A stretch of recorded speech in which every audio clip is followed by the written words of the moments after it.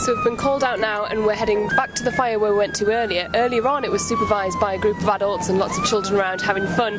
Now the calls come in to say that that bonfire has been left unsupervised, which means the fire crews have got to call in and check it all out, make sure it's safe and see what to do with it when we get there. It must be very frustrating for you getting called out to a fire that you've already attended once this evening, is it?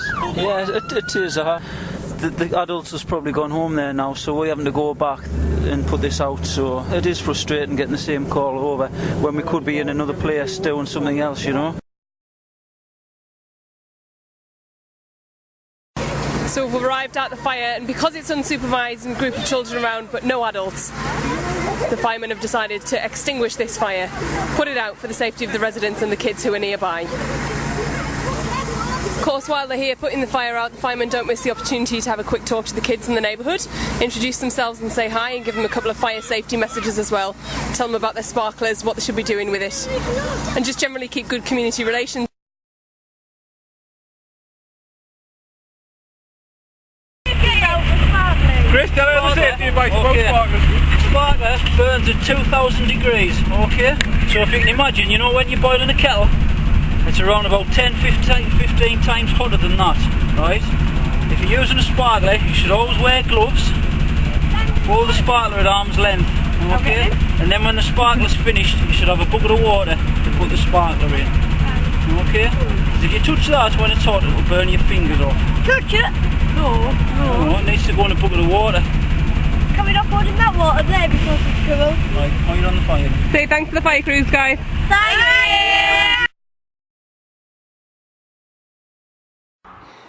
So Ian, tell us how you feel tonight's gone then. Well, we've been quite busy. We've had 12 fire calls since we came on duty at 5 o'clock, and 6 of those have actually been fires that we needed to put out, and the other 6 were supervised bonfires where we were quite happy to leave adults in charge of the bonfires. And I mean, is that pretty standard? Do you get a lot of adults who are in charge but neighbours who call it out? Yeah, that's quite a normal occurrence. Some of the bonfires that people build on their local green are quite large, but as long as somebody's taking responsibility and the children aren't being allowed to go too close, then we're quite happy for people to have bonfires on bonfire night. And it's pretty well known that the fire crews sometimes get a bit of a rough deal on bonfire night as far as their public tolerance goes. Has everyone been pretty patient with you tonight? That can happen, and we've had reports of crews getting verbal abuse, but tonight everybody's been pretty respectful towards the crews that have attended incidents, and we've had no problems tonight. Obviously your shift's not over yet until the early hours of tomorrow morning, and as far as call-outs for actual bonfires go, that pretty much died down now, has it? Well, most people will have gone home at this time of night, but there are still the odd bonfire, and some bonfires may still be smouldering away, so people may still call them into the fire service. But hopefully a bit of a quieter night for you now.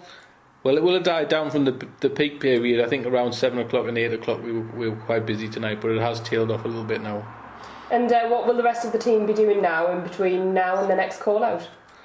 They'll just be taking a break and having a cup of tea. I would imagine it's been pretty busy up to now, so I think they deserve a little bit of a rest. Well, a well-deserved rest for you and your team, and thanks very much for having me on board. Thank you very much. Thank you.